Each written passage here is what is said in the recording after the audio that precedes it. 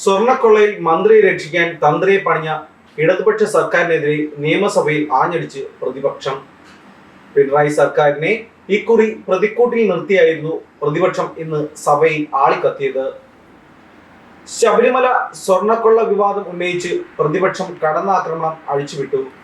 പുലിയെ ആടാക്കിയ ബുദ്ധിയാണ് മുഖ്യമന്ത്രി പിണറായി വിജയനെന്ന് പ്രതിപക്ഷം നിയമസഭയിൽ ആരോപിച്ചു. സർക്കാരിന്റെ ആചാര ലംഘനങ്ങൾക്ക് കൂട്ടുനിൽക്കാത്തതാണ് തന്ത്രിയെ കള്ളക്കേസിൽ കുടുക്കിയതെന്ന് പ്രതിപക്ഷം സഭയിൽ വാദമുയർത്തി.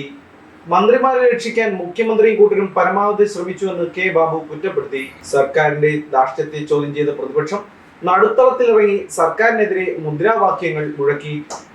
ശബരിമല സ്വർണക്കേസിലെ പ്രതികൾക്ക് അനായാസം ജാമ്യം നൽകിയത് സർക്കാർ ഒത്തുകളിച്ചിട്ടാണെന്ന് പ്രതിപക്ഷം ആഞ്ഞടിച്ചു.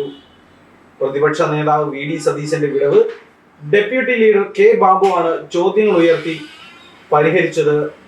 ചോദ്യോത്തരവേള തടസ്സപ്പെടുത്തി തുടങ്ങിയ പ്രതിപക്ഷ നടപടി പിന്നീട് സ്പീക്കറുടെ ഡയസിന് മുന്നിൽ വരെ നീണ്ടു.